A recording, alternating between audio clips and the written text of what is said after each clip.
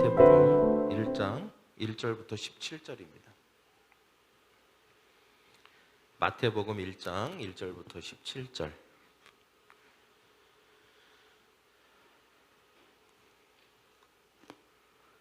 자, 이제 찾으셨나요? 네, 여러분 찾으시고 다 읽지는 않고요. 1절과 17절만 읽도록 하겠습니다. 1절과 17절. 16절, 17절 이렇게 읽겠습니다. 1절, 16절, 17절. 자, 1절 읽겠습니다. 시작. 아브라함과 다윗의 자손 예수 그리스도의 계보라. 16절. 야곱은 마리아의 남편 요셉을 낳았으니 마리아에게서 그리스도라 칭하는 예수가 나시니라. 그런즉 모든 대수가 아브라함부터 다윗까지 14대요 다윗부터 바벨론으로 사로잡혀 갈 때까지 14대요 바벨론으로 사로잡혀 간 이후부터 그리스도까지 14대더라. 아멘. 오늘 말씀 제목은 마태의 성탄절입니다. 마태의 성탄절.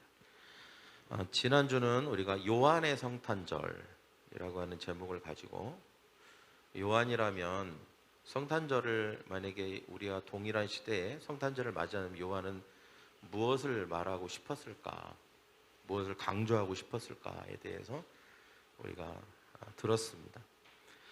오늘도 우리가 마태라면, 만약에 마태가 2022년도 성탄절을 같이 맞이하고 있다면 과연 마태는 우리에게 무슨 얘기를 해주고 싶을까라고 하는 그런 질문으로부터 우리가 오늘 말씀을 들었으면 좋겠습니다. 오늘 말씀은 잠깐 놓치면 그냥 놓칩니다. 그러니까 집중을 좀 하셔야 돼요.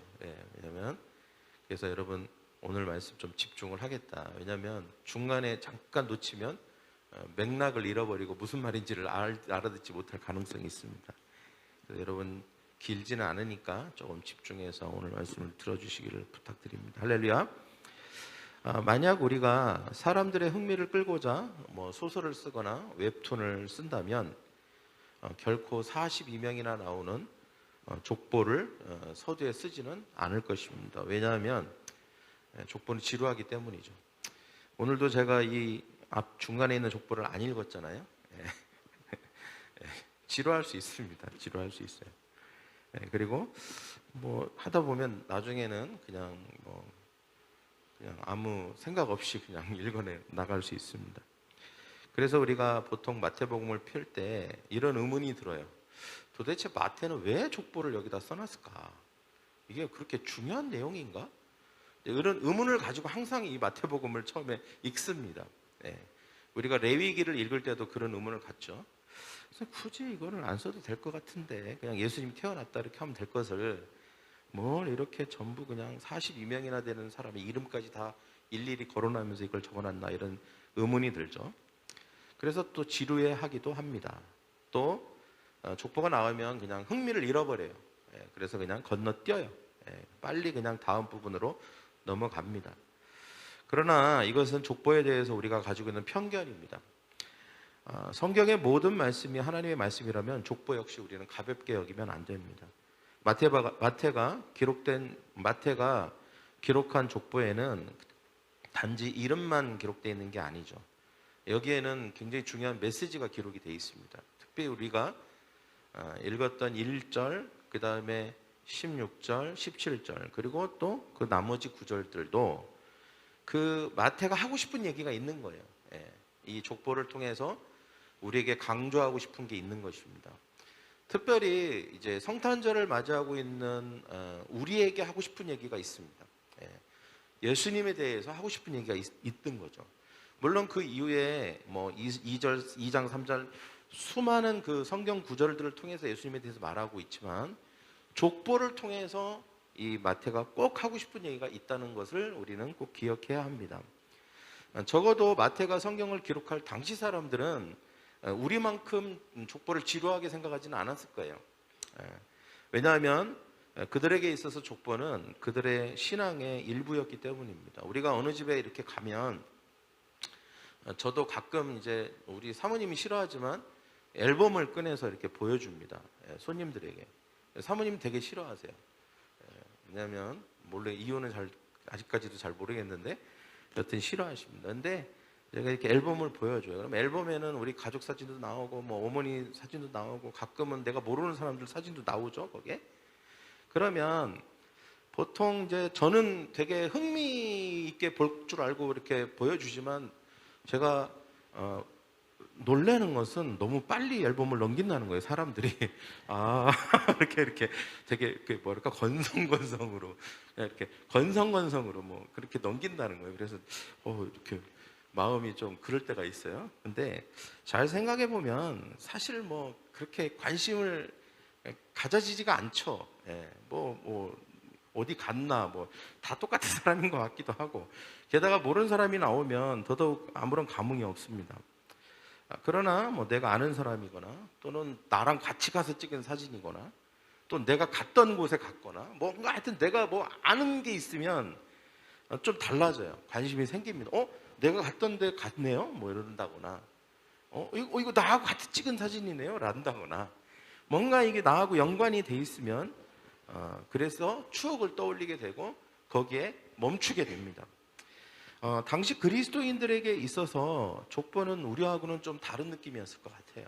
우리는 그냥 뭐 다른 문화권이기도 하고 또 뭐 생소하기도 하고 그렇지만 이 유대인들, 특별히 주후 1세기 마태오하고 같이 살았던 그 시대의 사람들은 이 이름들이 익숙한 이름이죠. 사실 자기의 조상이기도 하고 늘 들어왔던 이름입니다.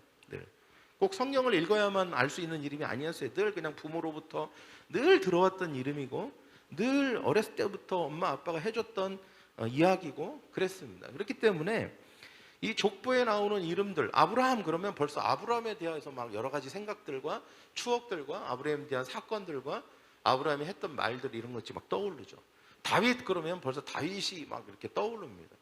그래서 어떻게 보면 족보가 그렇게 지루하지 않았을 거예요. 족보에 나오는 이름들 하나하나가 다 의미가 있고 또 그들의 신앙이나 그들이 끼쳤던 영향력들이 다 하나하나씩 떠올랐기 때문에 어쩌면 그 잠깐 멈추고 아브라함이 나오면 아브라함 하면서 아브라함은 어떤 사람이었는지에 대해서 또 같이 얘기도 나누고 다윗 그러면 또 다윗에 대해서 얘기도 나누고 그래서 족보가 재밌었을 것 같아요. 예. 분명히 족보가 지금 우리가 읽는 그런 족보에 대한 느낌과는 분명히 달랐을 것입니다. 또 이들이 족보에 대해서 특별하게 생각하는 이유가 또 뭐냐? 한 가지 더 중요한 이유가 하나 있는데 그것은 예수님과 밀접하게 관계가 있기 때문입니다. 이 족보가. 그러니까 예수님에 대해서 말을 하고 예수님에 대해서 예수님이 누구신가 어떤 분이신가를 말할 때 이 족보를 빼놓고 얘기할 수가 없었던 것이죠. 왜냐하면 예수님은 구약에 있어서 족보상에 이미 예언되어 있는 분이었기 때문에 그렇습니다. 이미 족보상에 예언되어 있고 족보상에 그 모든 흔적이 나와 있어요. 때문에 그들은 족보를 통해서 예수님을 발견할 수 있는 것이죠. 그리고 예수님이 어떤 분이신가도 발견할 수 있었던 것입니다. 때문에 그들에게 있어서 족보는 굉장히 중요했습니다. 오늘날 마태가 우리와 같은 성탄절을 맞이한다면 마태도 아마 이 족보를 우리에게 말해주고 싶었을 것입니다. 그러면서 성탄절을 맞이함에 있어서 세 가지를 우리에게 강조할 것이에요. 첫째는 뭐냐? 예수님이 메시아라는 것을 믿어야 한다라고 강조할 것입니다. 저를 따라할까요? 예수님이 메시아라는 것을 믿어야 합니다. 이렇게 강조했을 거예요. 마태가 지금 우리 앞에 있다면. 여러분 마태는 본래 당시 잘 나가던 세금 징수원이었습니다. 요즘 같으면 국세청 직원이었죠. 그는 예수님이 제자로 부르실 때 모든 것을 다 버리고 예수님을 따랐습니다. 그는 예수님의 12제자 중 한 명으로서 예수님 가까이에서 모든 것을 보고 경험을 했습니다. 그리고 예수님이 승천하신 다음 예수님에 대해서 이제 기록을 하려고 합니다. 근데 특이한 것은 요한은 태초부터 예수님에 대해서 기록할 때 태초에 말씀이 계신다 이렇게 기록을 했죠. 또 누가는 또 다르게 기록을 했습니다. 근데 마가는 마가만의 방식으로 기록을 해요. 그게 뭐냐? 족보입니다. 족보. 물론 누가도 족보를 넣어요. 그러나 누가의 족보와 마가의 족보가 마태의 족보가 달라요. 마태는 족보를 넣습니다. 이 족보를 넘으로 말미암아 예수님의 이야기를 시작하는 것이죠. 근데 이유가 뭐였을까? 이유는 예수님께서는 바로 유대인들이 구약의 약속을 따라 그렇게 기다리고 학수고대하던 메시아라고 하는 것을 강조하고 싶었던 것입니다. 예수님이 누구라고 하는 것을, 메시아라고 하는 것을 강조하고 싶었던 거예요. 그래서 족보를 넣은 것입니다. 예수님은 메시아다. 그러니까 예수님이 메시아라는 것을 강조하기 위해서는 족보를 빼놓고는 얘기할 수가 없어요. 반드시 족보 이야기를 해야 되는 것이죠. 그래서 1장 1절에 마태가 이렇게 기록한 것입니다. 아브라함과 다윗의 자손 예수 그리스도의 계보라. 이 계보라는 말이 사실 족보라는 뜻입니다.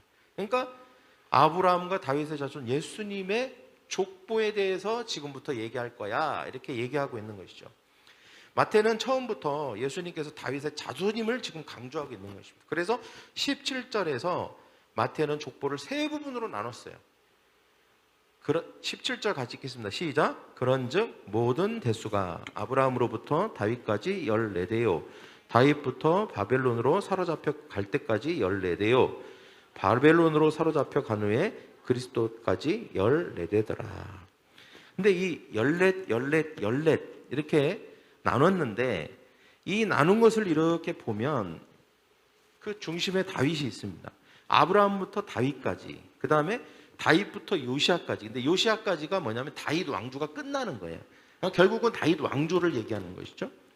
그리고 요시아부터 다윗 왕조가 끝난 다음부터 그리스도까지. 그러니까 사실은 다윗이 세 번이나 강조되는 거예요. 여러분, 이 다윗을 지금 강조하고 있는 거예요. 다윗 이렇게 강조하고 있는 거예요. 14대 그리고 다윗, 아브라함과 다윗의 자손 그리스도라고 할 때 다윗의 자손, 이 부분을 엄청 지금 마태는 강조를 하고 있는 것입니다. 왜 그런 줄 아십니까? 이유는 구약에서는 이 세상을 구원할 메시아가 다윗의 자손으로부터 나온다고 예언되어 있기 때문입니다. 그래서 이 다윗의 자손인 예수님이 이 땅에 오셨다, 곧 예수님은 메시아다라고 하는 것을 지금 논리적으로 족보를 통해서 강조하고 있는 것이죠. 사무엘하 7장 12절 13절 같이 읽겠습니다. 시작. 내 수완이 차서 내 조상들과 함께 누울 때에, 그 다음이요, 넘겨주실래요? 네, 시작. 내 수완이 차서 내 조상들과 함께 누울 때에 내가 내 몸에서 날 씨를 내 뒤에 세워 그의 나라를 견고하게 하리라. 그는 내 이름을 위하여 집을 건축할 것이요 나는 그의 나라 왕위를 영원히 견고하게 하리라. 이게 이제 근거가 되는 말씀입니다. 이 말씀을 통해서 다윗의 자손 중에 내 몸에서 날 내 씨, 이 씨가 자손 중에 한 명이 나라를 견고하게 하고 그의 왕위를 영원히 견고하게 하는 그 왕, 진정한 왕이 태어나게 될 것이라고, 메시아가 태어날 것이라고 예언을 하고 있는 것이죠. 또 이사야서 9장 6절 7절도 동일한 예언을 반복해서 이사야를 통해서 하고 있는 것입니다.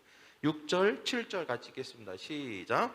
이는 한 아기가 우리에게서 낳고 한 아들을 우리에게 주신 바 되었는데 그의 어깨에는 정사를 메었고 그의 이름은 기묘자라 모사라 전능하신 하나님이라 영존하시는 아버지라 평강의 왕이라 할 것임이라. 그 정사와 평강의 더함이 무궁하며 또 다윗의 왕자와 그의 나라에 군림하여 그 나라를 굳게 세우고 지금 이후로 영원히 정의와 공의로 그것을 보존하실 것이라. 만군의 여호와의 열심히 이를 이루시리라. 아멘. 자, 여기에도 보니까 한 아기가 우리에게서 낳고 한 아들을 우리에게 주신 바 되었다. 평강의 왕이다. 그리고 나라를 굳게 세울 것이고 이후에 만군의 여호와의 열심을 이루게 되는 그런 분이 이 땅 가운데, 메시아가 이 땅 가운데 태어날 것이다 라고 하는 사실을 이제 예언한 것입니다. 그래서 이와 같은 구절들을 통해서 이스라엘 백성들은 누구나 다 하나님께서 타락한 인간들에게 메시아를 보내실 거구나, 다윗의 자손을 통해서 메시아가 이 땅에 올 거구나, 그래서 우리의 죄를 구속하고 우리를 구원할 거구나 라고 하는 것을 다 그들은 알고 있었고 학수고대하고 있었던 것입니다. 그래서 마태는 예수님에 대해서 기록함에 있어서 이거를 강조하고 싶은 거예요. 강조하고 싶은 것입니다. 예수님이 바로 그 메시아다. 봐라, 예수님은 다윗의 자손이다. 그러면서 그 족보를 쭉 하면서 결국은 요셉까지 내려와서 요셉이 마리아를 통해서 예수 그리스도를 낳았다라고 하는 이 족보가 그것을 증명하고 있다. 예수님이 다윗의 자손인 것을 증명하고 있고, 그리고 예수님의 그 삶과 우리가 봐왔던 그 예수님이 하신 말씀과 이 모든 것을 종합해 볼 때 바로 성경에서 말하고 있는 그 메시아가 바로 이분이라는 것을 말하고 있다, 증명할 수 있다 라고 하는 것을 그는 예수님과 함께 살면서 결론을 내렸고, 자기가 내렸고 믿는 결론 내린 것을 기록하고 있는 것입니다. 그러면서 자기가 다른 사람에게도 그것을 강조하고 있는 것이죠. 예수님이 메시아라고 하는 것을 믿어야 된다고. 할렐루야. 여러분, 우리가 성탄절을 앞두고 우리가 믿어야 되는 굉장히 중요한 메시지가 바로 이것입니다. 예수님은 우리의 구원자이십니다. 할렐루야. 이것을 믿어야 됩니다. 성경에 이미 예언하고 있고 그 예언이 성취되었고 다윗의 자손에서 메시아가 나온다는 사실을 분명히 말하고 있고, 그것을 마태도 강조하고 있습니다. 우리는 거기에 동의하고 그것을 받아들여야 되는 줄 믿습니다. 할렐루야. 그리고 마태는 족보를 또 이 다윗의 자손이라는 것을 의도적으로 강조하기 위해서 14대씩 나눠요. 우리가 또 세보는 사람 있잖아요. 정말 14대인가. 그래서 구약에 가서 막 다 세봐. 그래서 이제 물어봐. 목사님 14대가 아니에요. 16대, 17대인데요? 막 이렇게 이제 물어볼 수 있어요. 근데 이것은 마태가 틀렸다, 맞았다 이런 게 아닙니다. 그러니까 마태가 의도적으로 14대씩 나눈 거예요. 거기에는 어떤 메시지를 넣기 위해서 그런 것입니다. 물론 중간에 이름이 생략된 이름들이 있습니다. 뭐 아하시아나 뭐 요시아나 이렇게 몇 명은 생략됐어요. 그래서 일부러 생략시켜서 14대씩 딱딱 맞춘 거예요. 근데 이 14이라는 숫자를 쓴 의도적으로 14이라는 숫자를 썼어요. 왜 그러냐? 14이라고 하는 숫자에 의미가 있기 때문에 그렇습니다.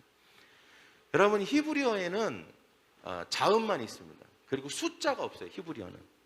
그러니까 자음을 가지고 숫자를 대신했어요. 예를 들면 기억하면 1, 니은하면 2, 디귿하면 3, 니을하면 4 이런 식으로 자기네끼리 정했어. 그래서 1, 2, 3이면 기억, 니은, 디귿, 니을 이렇게 했단 말이죠. 그러니까 히브리어에도 자음이 쭉 있을 거 아니에요? 그러면 그 자음마다 숫자가 매겨져 있어요. 어떤 숫자, 고정된 숫자가 있어요. 연결된. 그러니까 여러분 뭐 네로 같은 경우가 6이거든요. 그래서 요한계시록에 666 하는 것은 네로를 가리키는 거예요. 예를 들면 다윗은 그럼 뭐냐? 다윗도 3개의 자음으로 돼 있어요. 3개의 자음.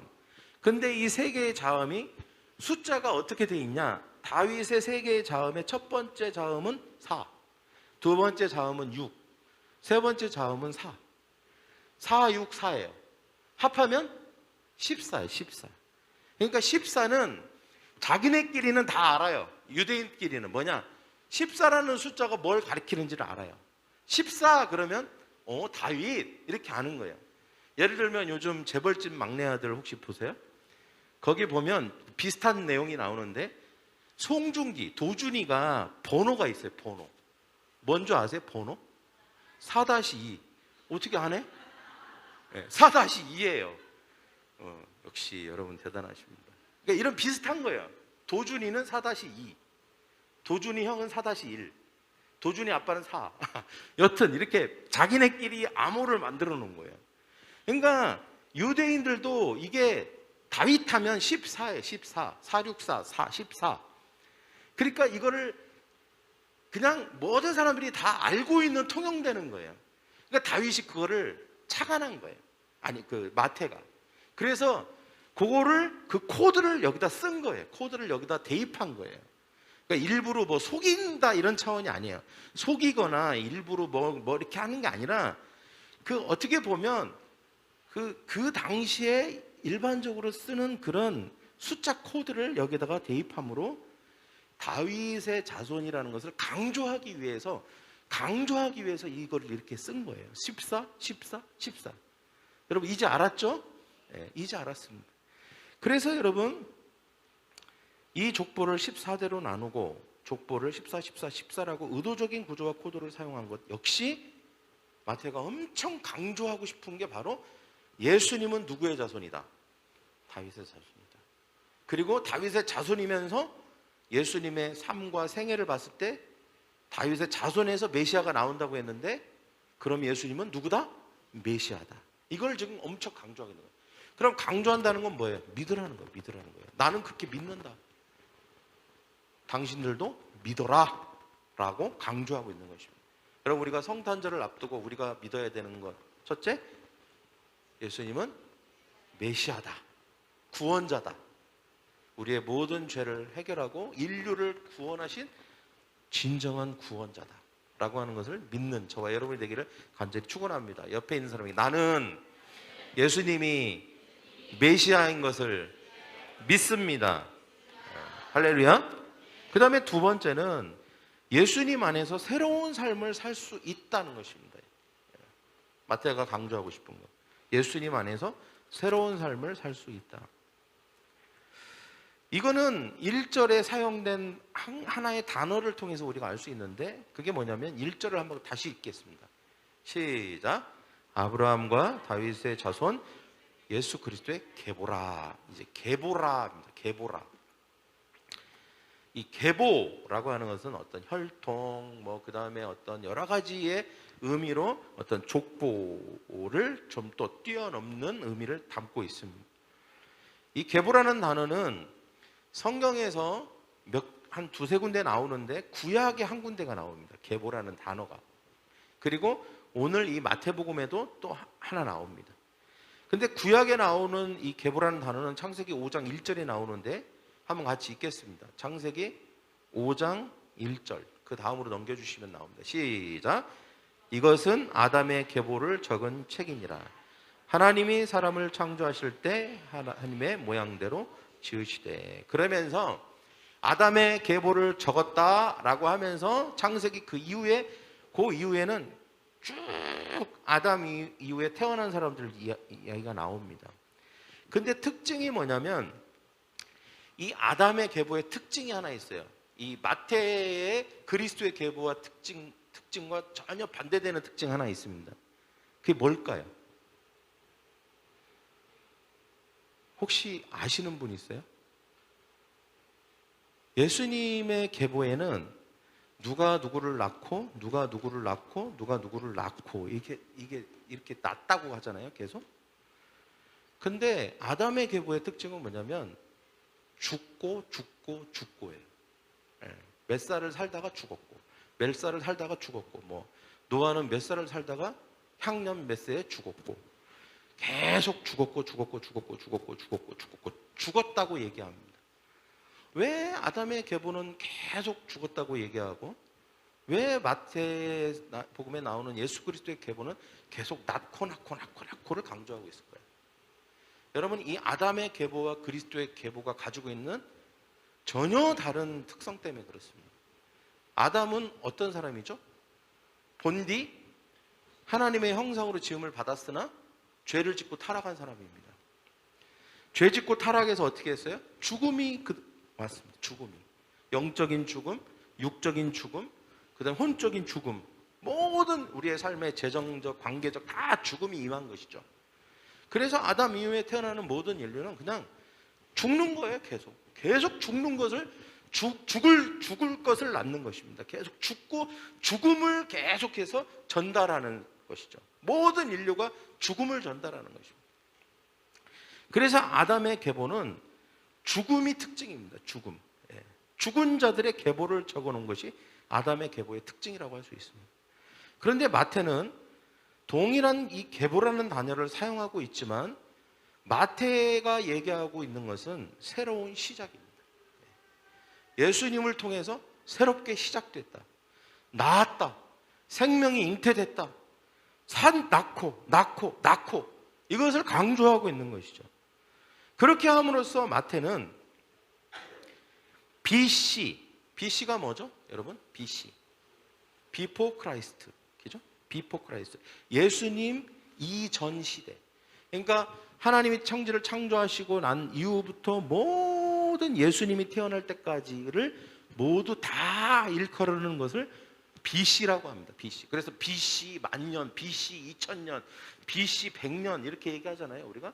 그것은 예수님이 태어난 것을 기점으로 해서 그 앞에 있는 모든 이전의 시간들을 말하는 거예요.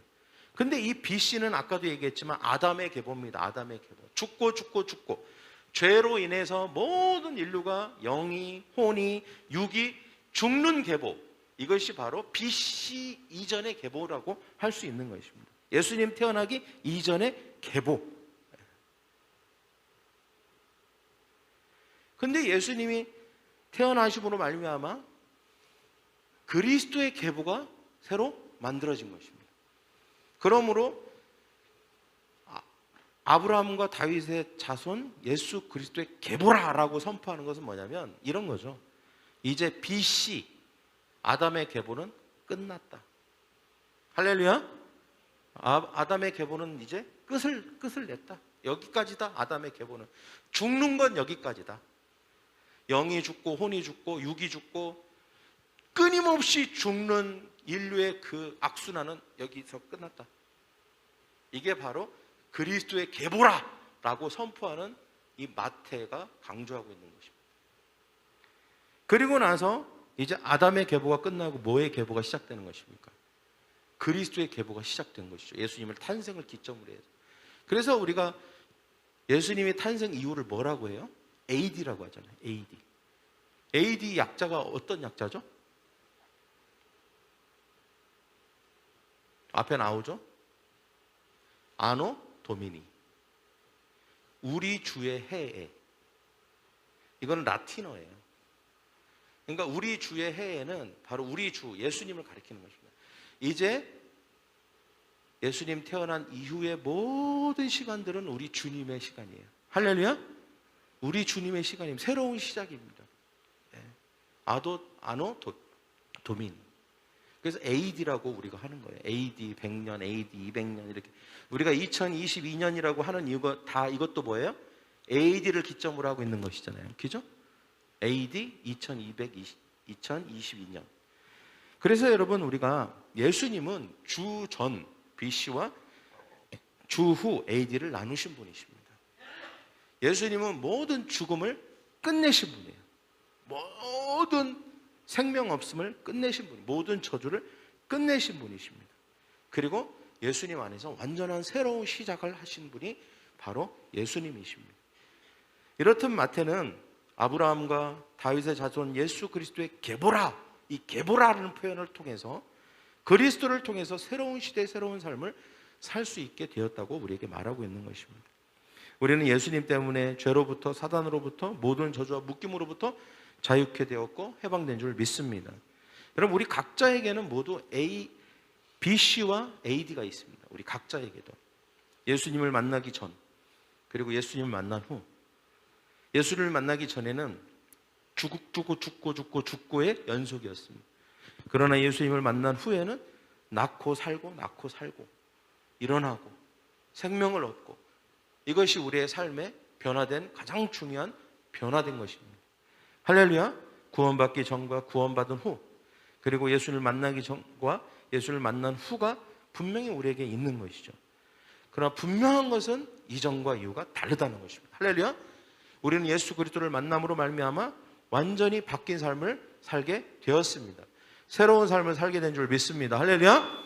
옆에 있는 사람에게 당신은 예수님을 만난 후에 새로운 삶을 살게 되었습니다.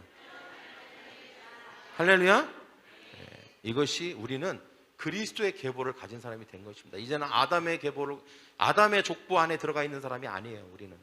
다시 한번 옆에, 당신은 아담의 족보에 있지 않습니다. 당신은 그리스도의 계보 안에 있는 사람입니다. 할렐루야. 그래서 첫 번째 우리가 뭐였죠? 우리는 예수님이 메시아임을 믿어야 합니다. 두 번째는 우리가 예수님을 통해서 새로운 삶을 살 수 있다는 것을 믿어야 됩니다. 세 번째는 예수님께 받은 복을 전해야 합니다. 여기 1절에 보면 같이 읽겠습니다. 다시 시작. 아브라함과 다윗의 자손 예수 그리스도의 계보라. 17절 앞에도 한번 읽겠습니다. 시작. 그런즉 모든 대수가 아브라함부터 다윗까지 14대요. 자, 아브라함이 두 번이나 반복돼서 나옵니다. 제일 처음에 아브라함에 대해서 얘기하고 제일 끝구절에도 아브라함에 대해서 얘기합니다. 그러니까 마태는 지금 아브라함의 자손임도 강조하고 있는 것이죠. 여러분, 구약에서 아브라함은 어떤 사람일까요? 우리가 복에 대해서 얘기할 때 우리는 아브라함을 빼놓을 수가 없습니다. 아브라함은 복받은 사람의 대명사입니다. 대명사. 예. 그러니까 무슨 복을 받을래? 아브라함의 복을 받겠습니다. 막 이렇게 얘기할 정도로 복받은 사람의 대명사예요. 창세기 12장 3절에도 보니까 같이 읽겠습니다. 시작. 너를 축복하는 자에게 내가 복을 내리고 너를 저주하는 자에게는 내가 저주하리니 땅의 모든 족속이 너로 말미암아 복을 얻을 것이니라. 모든 복이 아브라함에서 시작되고 아브라함에서 마치게 된다. 그러니까 모든 족속이, 그러니까 뭐 세상 인류, 아브라함 이후에 태어난 모든 사람들이 다 아브라함을 통해서 복을 받게 된다는 뜻입니다. 또 이 약속은 창세기 22장 18절에도 다시 나오는데 18절 같이 읽겠습니다. 시작. 또 내 씨로 말미암아 천하 만민이 복을 받으리니 이는 내가 나의 말을 준행하였음이라 했다. 내 씨로 말미암아 천하 만민. 여기서 내 씨는 예수님을 말하는 것입니다. 아브라함의 자손이 예수님이니까. 할렐루야. 그래서 예수님으로 말미암아 천하 만민이 복을 받는다. 여러분, 우리는 예수님 때문에 복 받은 줄 믿습니다. 할렐루야.